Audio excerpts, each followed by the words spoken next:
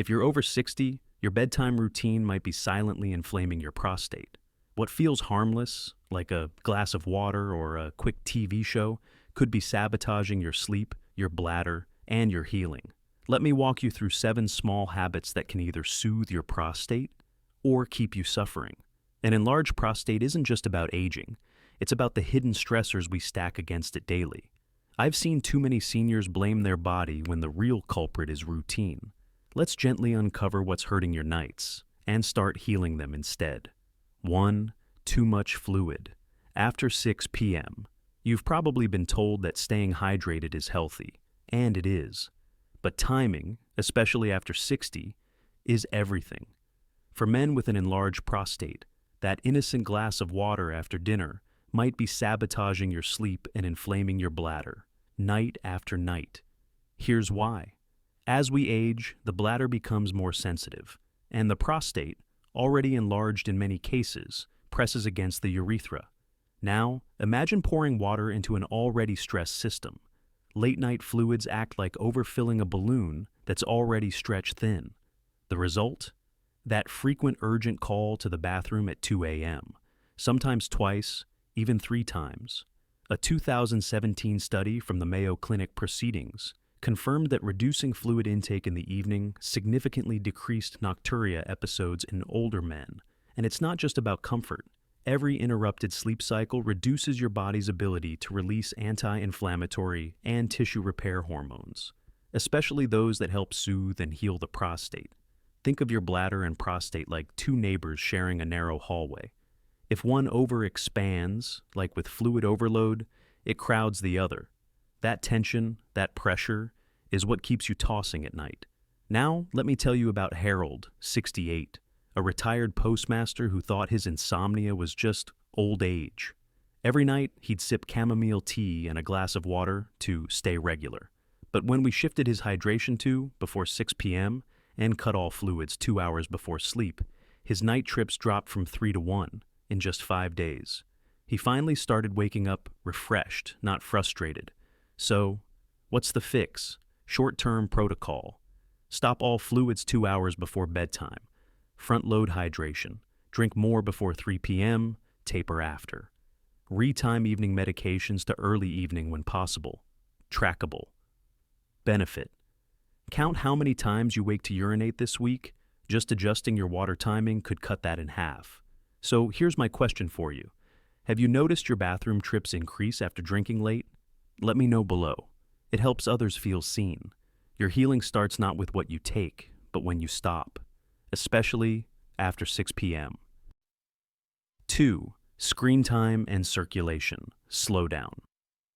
You might think that watching TV in bed is harmless, maybe even relaxing. But if you're over 60 and struggling with prostate issues, that late-night screen time might be quietly making things worse. Here's the hidden mechanism. When you lie down and stay still for long stretches, especially with your knees slightly bent, blood flow to your lower pelvis slows. That means less oxygen, fewer healing nutrients, and weaker circulation to the prostate and bladder. And when circulation drops, inflammation tends to rise. But that's only half the story. Screens, whether it's TV, your phone, or a tablet, emit blue light. This specific light wavelength suppresses melatonin, the hormone that signals your body it's time to sleep. Without melatonin, your body doesn't shift into repair mode. And for seniors, this hormonal delay can blunt the very nighttime healing that your prostate so desperately needs. One NIH-backed sleep study in 2018 found that adults exposed to just 2 hours of screen light before bed had 60% lower melatonin levels than normal. That's not just poor sleep, that's lost healing time. Think of melatonin like your body's night crew. If the lights are still on and the crew can't come in, cleanup is delayed. Your body stays in wake mode, and your bladder stays alert, even when it should be at rest. Let me tell you about Robert, 72, who couldn't make it through the night without waking twice, sometimes 3 times. He'd fall asleep to the news or a game show, saying it helped quiet his mind. But the results spoke louder. Once we swapped his screen time for 20 minutes of light stretching and a paperback mystery novel, his sleep deepened. Within 2 weeks, he was sleeping 6 hours straight, and his morning urgency faded. So, what's the practical shift? Medium-term protocol. Turn off all screens at least 30 minutes before bed. Replace with low-light activities, breathing exercises, gentle yoga, or soft reading. Dim lights in the house after 8 p.m. to signal your brain it's night. Trackable benefit. Measure how many times you fall asleep within 30 minutes. Improved melatonin means faster sleep onset and deeper rest. Now, I'd love to know, have you ever noticed you sleep worse after scrolling or TV before bed? Comment below. It might help someone make the same life-shifting change. Healing isn't just about what you add. It's often about what you turn off. 3. Going to bed. Constipated. Most men don't realize this, but your gut and your prostate share the same cramped neighborhood. And if you go to bed constipated, you're quietly setting up a traffic jam that presses against everything down there, especially your bladder. Let's unpack this. The colon sits just behind the bladder and prostate. When it's full, especially overnight, it creates internal pressure that can irritate both organs. The result? You may wake up with an intense urge to urinate, even if your bladder isn't full. That's why constipation isn't just a digestive issue. It's a hidden urinary disruptor. A 2020 study published in the Urology Journal found a strong association between chronic constipation and lower urinary tract symptoms in older men. Inflammation builds, pelvic blood flow slows, and your body's delicate overnight balance is thrown off. Picture your abdomen like a balloon. If one side is overly inflated, your colon, it squeezes everything else, creating unnecessary urgency and discomfort. Even small volumes of urine can feel like get up now messages to your brain. Let me introduce you to Daryl, 66, a retired electrician who started tracking his symptoms with a simple journal. He thought his nighttime urination was just part of getting older. But when we added kiwi and magnesium citrate after dinner and got his bowels moving each morning, his sleep improved dramatically. Within 10 days, his 3 a.m. bathroom routine vanished. So, what's the shift? Medium-term protocol. Add natural fiber in the evening, kiwi, prunes, or soaked chia. Walk for 10 to 15 minutes after dinner to stimulate digestion.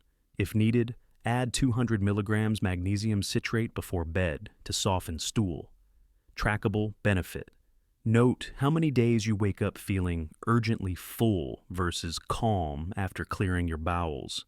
And I'll ask you gently, have you noticed your sleep is worse when your digestion is backed up? Share your experience. It may help others connect the dots. Healing often begins with what we let go of, and sometimes it starts with letting go. 4. Skipping the final bathroom trip. It sounds harmless, you're tired, the bed is warm, and the urge to pee is faint. So you skip that last trip to the bathroom. But here's what your prostate wishes you knew. Holding urine overnight, especially with an already enlarged prostate, creates back pressure on the bladder. The bladder walls stretch, the muscles tense, and by 2 a.m., your body jolts awake, not from a full bladder, but from irritation.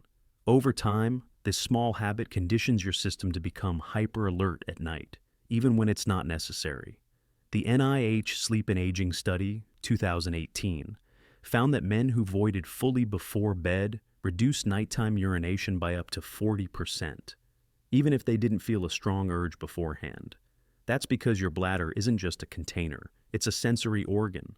When partially full, especially under pressure from an enlarged prostate, it sends exaggerated signals, false alarms in the night. Imagine your bladder like a sponge. The fuller it stays overnight, the more likely it is to drip, or wake you with the sensation that it might. Let's talk about Morris, 74. He always brushed his teeth and turned off the lights by 10, but skipped the toilet if he didn't feel like going. We added one simple ritual, a slow, relaxed bathroom visit, even if the urge was faint. After a few nights, his body adjusted. He stopped waking up just in case, and finally started sleeping in full 4 to 5 hour stretches. Short-term protocol. Always void your bladder fully, right before bed, even with mild urgency. Sit down to urinate if balance or fatigue makes it easier to relax muscles.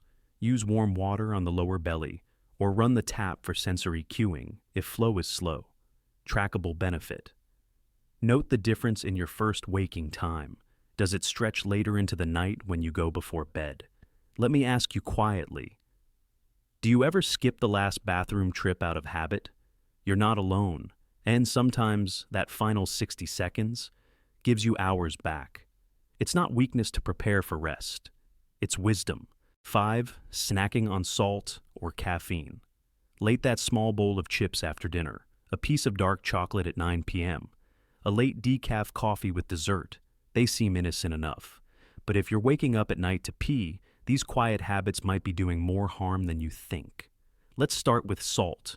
Sodium causes your body to retain water, but paradoxically, it also triggers nocturnal diuresis. That means your kidneys ramp up urine production overnight, trying to flush excess salt.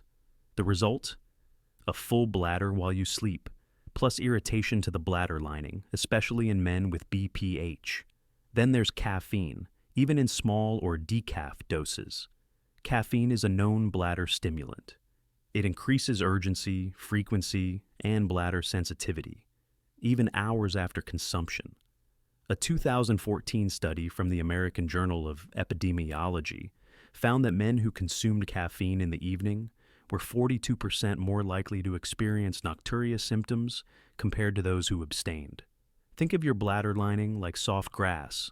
Salt and caffeine act like wind and sand. Each night, they scrape and irritate that surface, making it more reactive. Add an enlarged prostate, and now even mild irritation becomes a 3 a.m. wake-up call. Let me tell you about Carlos, 70, who always ended his day with a square of dark chocolate, just one. When he removed that tiny habit and replaced it with a warm cup of unsweetened almond milk and a sprinkle of cinnamon, his nighttime urgency dropped in under a week. No pills, just a shift in inputs. Short-term protocol. Avoid salty snacks, chips, crackers, pickles, and chocolate after 7 p.m. Swap for calming foods, small banana, soaked almonds, or warm herbal tea. Double-check labels. Even decaf coffee contains small amounts of caffeine. Trackable benefit. Monitor how many nights in a row you can sleep longer without waking. Count food-free evenings as part of your sleep hygiene. Let me ask gently, do you end your day with a snack? Could that be part of the problem? Sometimes the smallest bites carry the biggest impact. Your bladder doesn't forget what you feed it, especially before bed. 6. Sleeping flat. Without support. Your sleeping position may seem like a minor detail, but when it comes to prostate health and nighttime urination, it matters more than most people realize. Here's the biological truth. When you sleep completely flat, especially on your back, gravity allows blood and fluid to pool in the pelvic region. For men with an enlarged prostate, this subtle shift in pressure can worsen inflammation and compress the bladder. The result? Discomfort, false urgency, and interrupted sleep.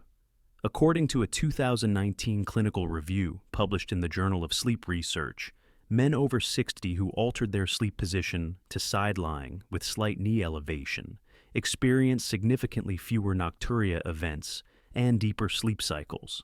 Why does it work? Because changing your sleep angle redistributes pressure. Think of it like adjusting the slope of a garden hose. When it's kinked or laying flat, flow gets backed up. But lift it just slightly, and everything moves with less resistance. Your body works the same way. Let me tell you about Glenn, 73, a widower who'd resigned himself to poor sleep. We added a second pillow, not for his head, but under his knees. Within 5 nights, he slept longer. Stretches without waking. That tiny lift changed everything. It took pressure off his lower spine, reduced pelvic tension, and made his bladder signals less reactive.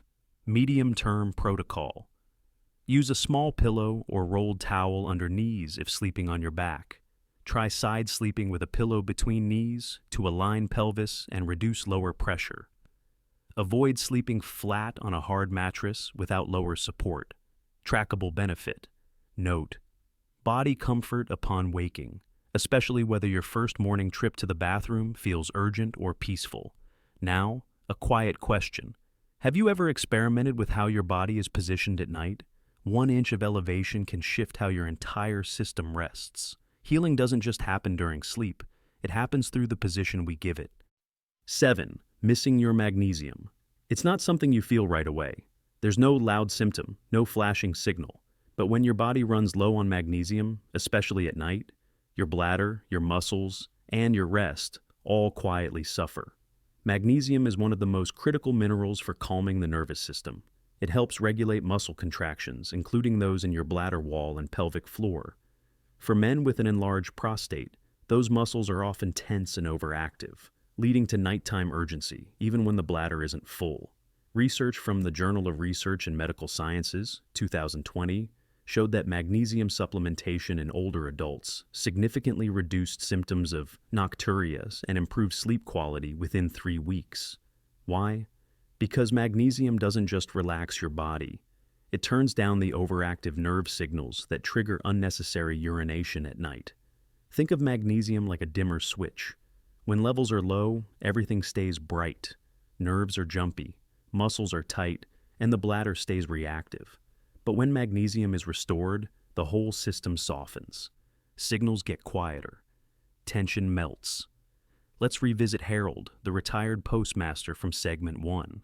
His fluid timing helped, but something was still off. He added 200 milligrams of magnesium glycinate 1 hour before bed. Within a week, his body's sleep response deepened. His bladder stopped checking in so often, and his nights became truly restful for the first time in years. Short-term protocol. Take 200 to 400 milligrams of magnesium glycinate 1 hour before bed. Avoid magnesium oxide. It's poorly absorbed and can cause loose stools. Combine with dim lighting and deep breathing for synergistic calming effect. Trackable benefit. Log your wake-ups per night before and after magnesium. Most notice changes in 5 to 7 days. And here's a gentle prompt. Do you feel wired at night, even when tired? That might be your body asking for what it's missing. Sometimes healing isn't about doing more. It's about restoring what quietly slipped away. Each of these small choices, fluid timing, posture, even a piece of chocolate, might seem unrelated, but they all speak to the same thing: how gently or how harshly we treat the systems that carry us through the night. Your bladder doesn't wake you just to be inconvenient. It speaks in urgency when something beneath it is unsettled, whether that's a tense muscle, an inflamed prostate, or a habit repeated out of rhythm. Healing isn't a pill, it's a rhythm you restore. I've seen men like Harold, Robert, Glenn, and Carlos find real relief, not from doing more, but from changing when and how they do less. So, here's your quiet invitation. Tonight, pick just one shift. Maybe skip the snack. Maybe add the magnesium. Maybe lie down with one extra pillow under your knees. Track what happens. And if even one of these habits gives you back a deeper rest or fewer wake-ups, I want to hear it. Drop your story in the comments. Because when we share what heals, we multiply it. If something in this message brought you ease, subscribe gently. Not for me, but for the version of you that's learning how to sleep well again. You're not alone in this.